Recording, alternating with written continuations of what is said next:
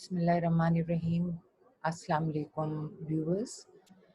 Today, I would be talking about a very important international relations subject and issue which has divided the Muslim world into groups or two groups. One that is slowly and gradually moving towards recognition of the state of Israel, and the second one are those countries which oppose this recognition.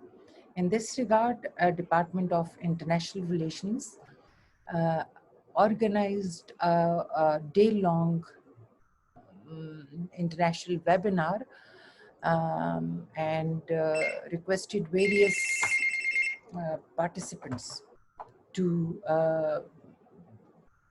share their views and opinion on the topic, scholarly views and opinion on the topic, and share with our students. It was a very well attended international webinar in which not only the students of international relations participated, they joined the meeting, but also students and faculty of different departments within Peshawar University as well as outside Peshawar University as well. The topic of the international webinar was in Israel diplomatic outreach to the Gulf countries, changing political calculus of the Muslim world. As we know that Arab-Israel conflict has always engaged the Muslim world, and majority of the Muslim countries do not recognize Israel as a country because of its occupation of the sacred sites in Palestine, or the land in Palestine. Persian Gulf countries persistently kept Israel away of any presence in the region.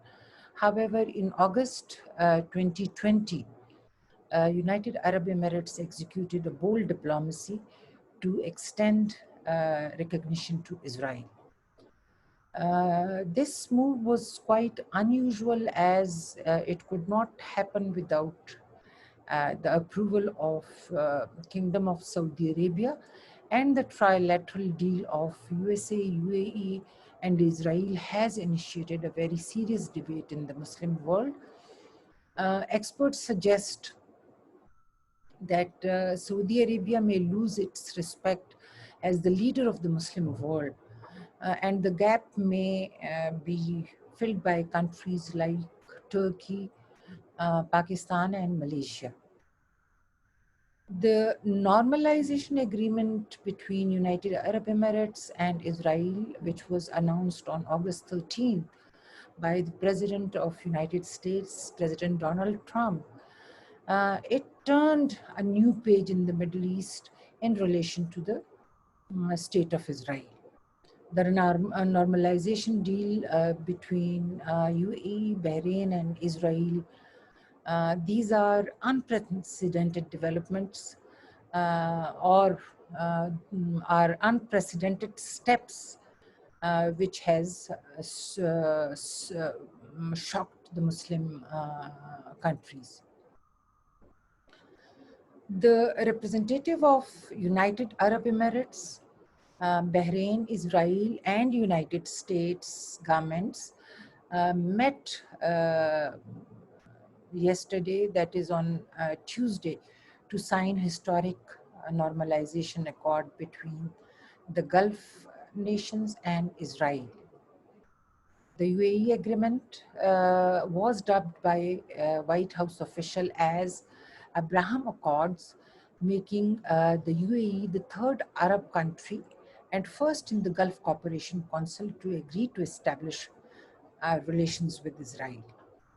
This agreement ended the UAE economic boycott of Israel and allows it the possibility of advanced US weapons sales to the Emirates. This deal or agreement was termed by many Muslim countries as betrayal with the people of Palestine, with Palestinian people. And the deal would be one that would have long-lasting impact.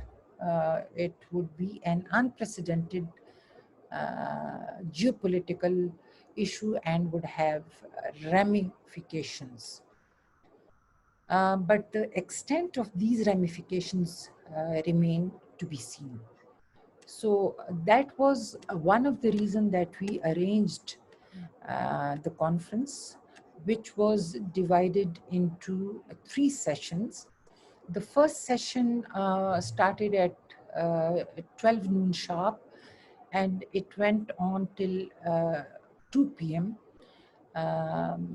in which scholars from Pakistan and other countries participated. And the theme of this first session was history and dynamics of Arab-Israel conflict. A second session theme was the evolving attitude of Gulf countries towards Israel. And in this session, we also had international scholars and Pakistani scholars as well. The third session started at 4 p.m. and it ended at 6 p.m. Pakistan Standard Time. And its theme was the impact of prevailing Arab-Israel peace process on the Muslim world.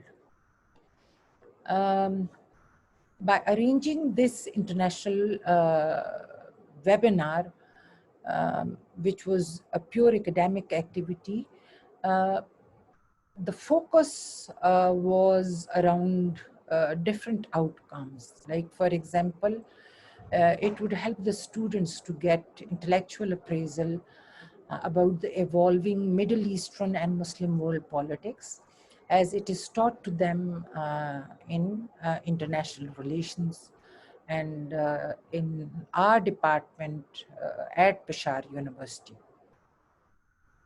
It would also point new areas for research and exploration for the researchers, writers, as well as analysts. And finally, we plan to share the findings of this international webinars with policymaker, which may help them to respond to Muslim sensitive issue with a wise and rational gaze. With this, I would say goodbye to all of you, and the next 3 session would be of the recording of all the 3 sessions that we had in our international webinar. And I hope all of you would benefit from it. Before watching those videos, I request you to subscribe and like my channel.